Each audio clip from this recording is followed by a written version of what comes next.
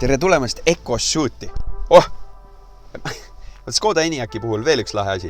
Ma istun autosse sisse, ma ei pea ühtegi nuppu ega midagi otsima. Auto on valmis kohe minema, sõitma, lülitab ennast sisse. Ma saan oma telefoni ära panna. Teine ootab juba ees, siin on 2 telefoni siuke mõnus hoidja, millest üks on juhtmevaba laadja. Škoda Enyaqi sisu, sõna premium on väga asjakohane. EcoShoot, Lodge ja kõik need teised nimed seal õhkab sellist kvaliteeti.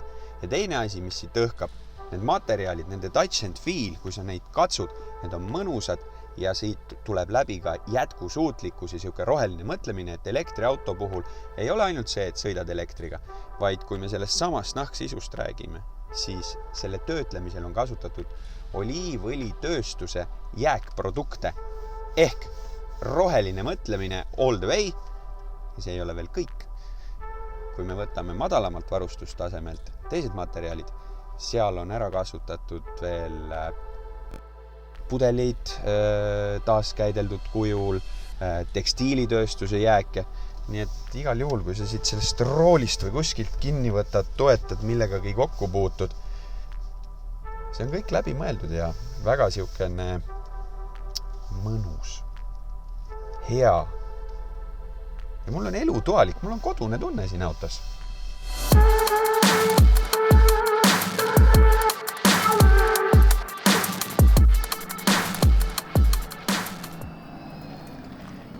Kui sa kuuled seda heli, siis on sinu lähedal Škoda Enyaq, uus Škoda elektriauto.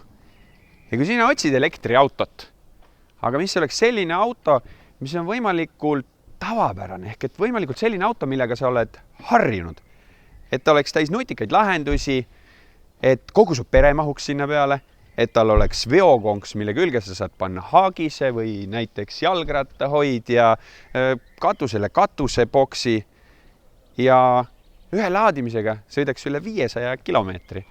Siis ma arvan, et õige vastus on see, mis on minu selja taga. Škoda Enyaq IV.